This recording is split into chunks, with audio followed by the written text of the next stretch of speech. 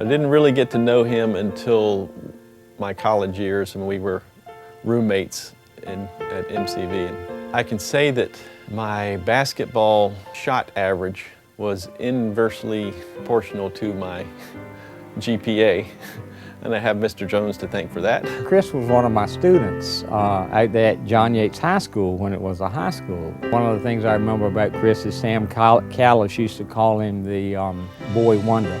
He wasn't your typical pharmacist. The day I called on him, he came out, he had on a pair of short shorts, a Richmond Marathon t-shirt, and a pair of flip-flops. I met Chris, I believe, in 1987 when Bobby Anderson brought him to the opening of the River Point condos, and we were managing that property to sell. And Chris comes in, this little, we were like 16-year-old kid with tennis shoes, and I think he had just gone to city council or was running or something. I said, this guy's too young to be doing anything. One day he came to me and said, Dad, what would you think if I ran for city council? I said, that sounds good to me if that's what you want to do. And he said, that's what I want to do. So I said, just always be honest. So he said, okay.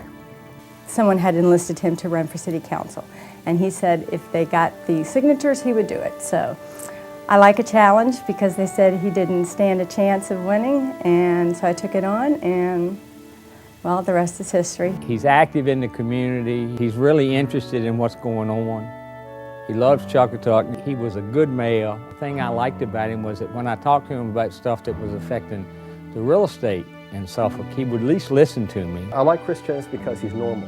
He's very normal. He has the right, in a human sense, to have an ego, but he doesn't. He's really soft-hearted.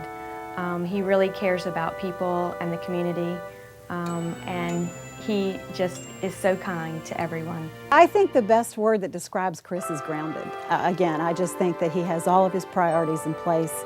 He knows he's so comfortable with himself. He has such great self-confidence because he knows he's always doing the right thing. It really was something that I believe he lived by.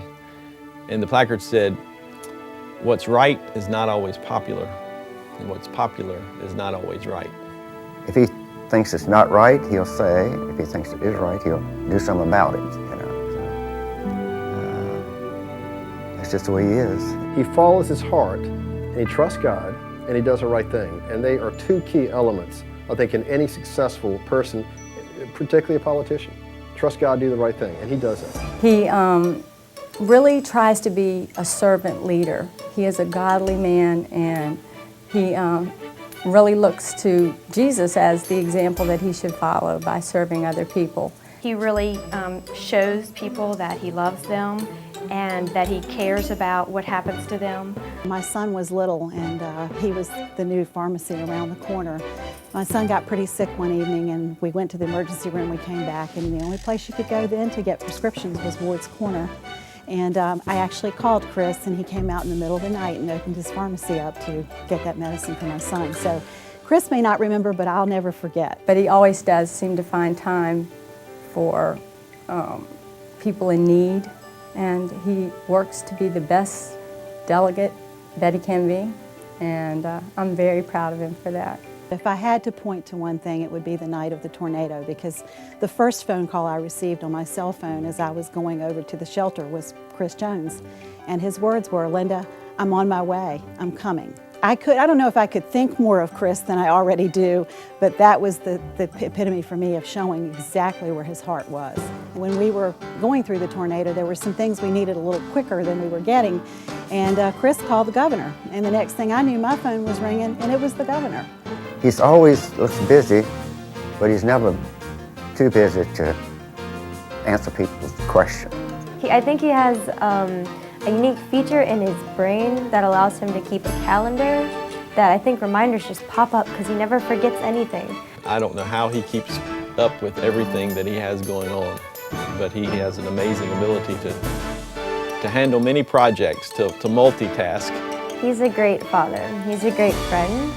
He does his job really well, being a father. He's there for me when I need him, and he's always there with a hug or just there to listen. He's really great at that.